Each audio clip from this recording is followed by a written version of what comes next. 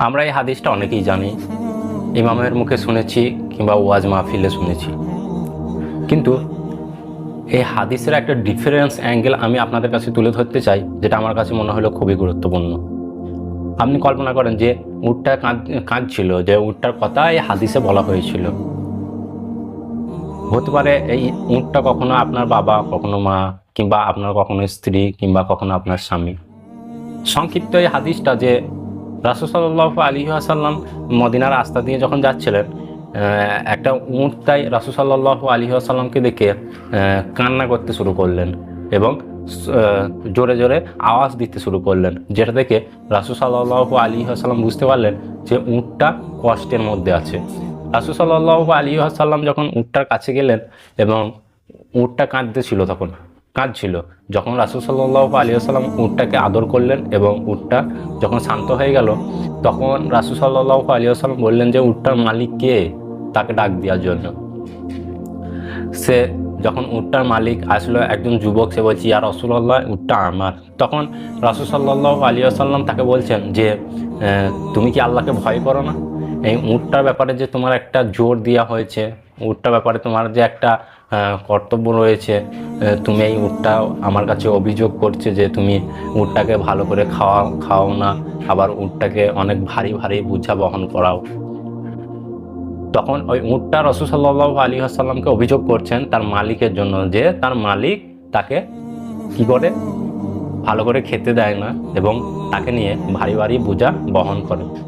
রাসূল সাল্লাল্লাহু আলাইহি ওয়াসাল্লাম তখন সেই উটের মালিককে বলছে যে আপনার উট আমাকে অভিযোগ করছে যে আপনি আপনার উটটার সাথে খারাপ আচরণ করেন, খারাপ ব্যবহার করেন, খেতে দেন না, অথচ তাকে দিয়ে ভারী ভারী বহন করেন। আপনি কি আল্লাহকে ভয় করেন না? যদি আমরা এই হাদিসটাকে একটু ডিফারেন্স অ্যাঙ্গেলে যে ভেবে দেখি, যে একটা উটের কথা এখানে হাদিসে বলা হয়েছে, যে উট কাঁদতেছে, রাসূল সাল্লাল্লাহু আলাইহি ওয়াসাল্লাম সেই উটের মালিককে বলছে যে তুমি কি ভয় করো না, যে তোমাকেও চলে যেতে হবে একদিন এই দুনিয়া ছেড়ে। আল্লাহ তাআলা তোমাকে যে উটের ব্যাপারে যে তোমাকে একটা ক্ষমতা দিয়েছে, যে আধিপত্য দিয়েছে, তুমি উটটার সঙ্গে খারাপ ব্যবহার করো, উটটাকে ঠিকঠাক খেতে দাও না, উটটাকে ভারী বহন করাও উটটাকে দিয়ে। এই যে কথা রাসূল সাল্লাল্লাহু আলাইহি ওয়াসাল্লাম বলছেন যে তুমি কি আল্লাহকে ভয় করো না। যদি এই হাদিসটা আমরা একটু ডিফারেন্স অ্যাঙ্গেলে ভেবে দেখি, যে বা আপনি কোনো সুপারভাইজার হতে আপনার আন্ডারে অনেক লোক কাজ করছে, আপনি সেই লোকদের সঙ্গে খারাপ ব্যবহার করছেন।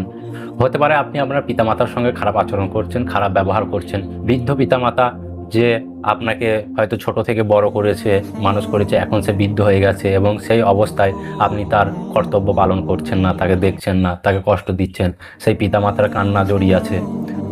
তারপরে হয়তো আপনার বাড়িতে কেউ কাজ করে, এমন কেউ যার সঙ্গে আপনি ভালো ব্যবহার করেন না, আপনি ঠিকঠাক তাকে টাকা পয়সা দেন না, এই যে তার কান্না জড়িয়ে আছে। রাসূল সাল্লাল্লাহু আলাইহি ওয়াসাল্লাম তো হাদিস ওই উটের জন্য বলেছিল যে তুমি কি আল্লাহকে ভয় করো না।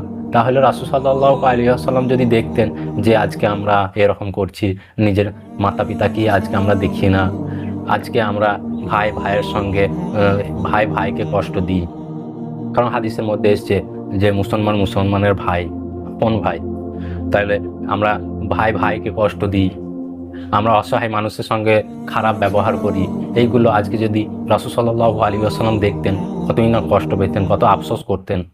আমরা এই হাদিসটা থেকে শিক্ষা নিতে পারি যে রাসূল সাল্লাল্লাহু আলাইহি ওয়াসাল্লামকে দেখে উটটা কাঁদছিল, কেঁদে তার মালিকের জন্য, কাঁদতে কাঁদতে তার মালিকের জন্য রাসূল সাল্লাল্লাহু আলাইহি ওয়াসাল্লামের কাছে কি কমপ্লেন জানিয়েছিল, অভিযোগ করেছিল যে তার মালিক তার সাথে খারাপ আচরণ করে। আর আমরা তো বুঝেও না বুঝার ভান করি, সেটা তো উট ছিল, উটের কথা তো আমরা বুঝি না। রাসূল সাল্লাল্লাহু আলাইহি ওয়াসাল্লামকে বিশেষ ক্ষমতা দেওয়ার কারণে তিনি বুঝতে পেরেছেন। আর আমরা তো মানুষকে কষ্ট দিই, মানুষের কথা বুঝেও আমরা বুঝি না। আজকে আমরা মানুষকে কষ্ট দিই, মানুষের কথা আমরা বুঝেও বুঝতে পারি না, না বুঝার ভান করি। এগুলো কি মালিক দেখবেন যে আজকে আমার ক্ষমতা থাকার কারণে আমি যে কষ্ট দিচ্ছি, আমি যে আমার ভাইদেরকে কষ্ট দিচ্ছি, পিতামাতাকে কষ্ট দিচ্ছি, স্বামী স্ত্রীকে কষ্ট দিচ্ছে, স্ত্রী স্বামীকে কষ্ট দিচ্ছে, এগুলো কি তার মালিক দেখছে না? সে কি ভাবনা চিন্তা করছে না যে তাকেও একদিন মরে যেতে হবে, তাকেও একদিন চলে যেতে হবে, এবং সেও কবরে যাবে, আমিও কবরে যাব।